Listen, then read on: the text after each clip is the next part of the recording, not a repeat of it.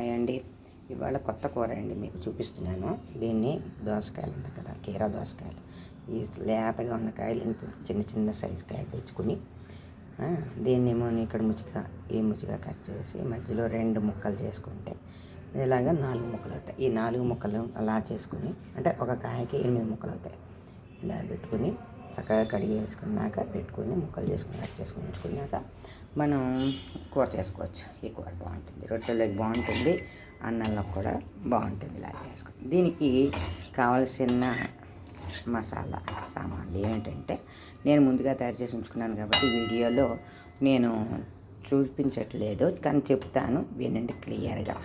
దీనికి కొంచెం మెత్తగా అంటే ఇప్పుడు ఫస్ట్ మసాలా ఏంటంటే 1 కప్పు మినప్పప్పు, 1 కప్పు శనగపప్పు, 1 కప్పు కొంచెం తక్కువగా ధనియాలు, కొంచెం ఎండు కొబ్బరి, పల్లీలు కొంచెం కావాల్సిన, అంటే ఎక్కువ వద్దు మరి ఎక్కువ వేసుకోవద్దు. తర్వాత ఎండుమిరపకాయలు కావాల్సినంత వేసుకుని కొంచెం మెంతులు అంతా ఒక హాఫ్ స్పూన్, జస్ట్ 2 చిటికల కింద మెంతులు వేసి, కరివేపాకు, ఇవన్నీ మనం వంకాయ మెంతి కారం కూర అంటాము. అదే కొంతమంది వేపుడు కారం కూర కూడా అంటారు. ఆ కూరకి సరిపడే మసాలా అండి ఇది. ముందుగా కొట్టేసి ఉంచుకొని వేచిగా చక్కగా 1 స్పూన్ నూనె వేసి వేచేసి చక్కగా మనం చేసి ఉంచుకున్న ఆ మసాలాలు ఉంటాయి. ఆ కూర ఎక్కువ చేసుకున్నాం అనుకోండి, ఇంత కప్పు వేసుకున్నామంటే 2-3 కూరలకు వస్తాయి. ఆ మసాలా కొట్టి ఉంచుకుంటూ ఉండండి. అందులోనూ చింతపండు కూడా వేసండి. లేని వాళ్ళ చింతపండు వాడమనుకున్న వాళ్ళు టమాటా వేసుకోవచ్చు. ఇప్పుడు ఇందులో చింతపండు వేసాను కాబట్టి ఇంక టమాటా వేయలేదు ఈ మసాలాల్లో. సో టమాటా వేసుకోవాలనుకున్న వాళ్ళు ఈ మసాలా వేసి కొంచెం దగ్గర అయ్యాక కూర, అప్పుడు టమాటాలు కూడా వేసుకుంటే గ్రేవీగా ఉంటుంది, బాగుంటుంది. రొట్టెల్లో కూడా బాగుంటుంది తినడానికి.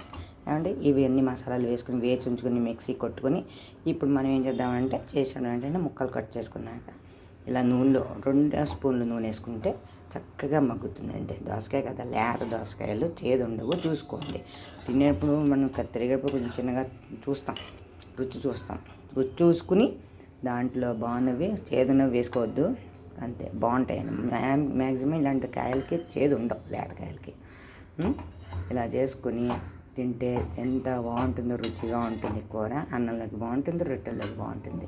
ఇది 2 కూరలు, అందుకోసం 2 కలుపు చేసుకుంటాం, మల్టీపర్పస్ కింద చేసుకుంటూ ఉంటాం. ఇలా మీరు కూడా చేసి ట్రై చేయండి. తర్వాత దీంట్లో మనకి సబ్స్క్రైబ్ చేయండి, లైక్ చేయండి. ఏమైనా కామెంట్స్ ఉంటే కామెంట్స్ కూడా గుడ్ కామెంట్స్ పెట్టండి. Thank you very much everyone.